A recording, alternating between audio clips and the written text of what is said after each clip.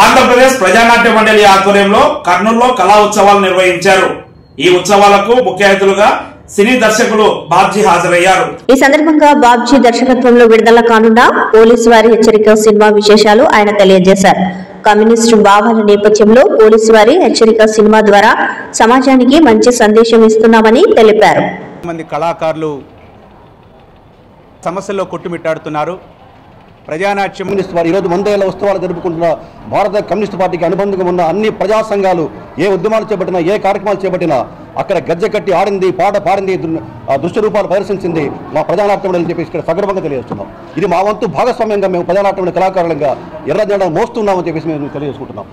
అందులో భాగంగానే ఈరోజు సినిమాలో ఉంటున్న కళాకారులంగా ఈరోజు మన సమాజంలో ఉన్న ఎన్ని రకాల కళారూపాలు ఉన్నాయో ఆ కళారూపాలన్నీ మిక్స్ చేస్తే, మిళితం చేస్తే ఒక వెపన్ లాగా, బలమైన వెపన్ లాగా ఈరోజు సినిమా కనిపిస్తుంది.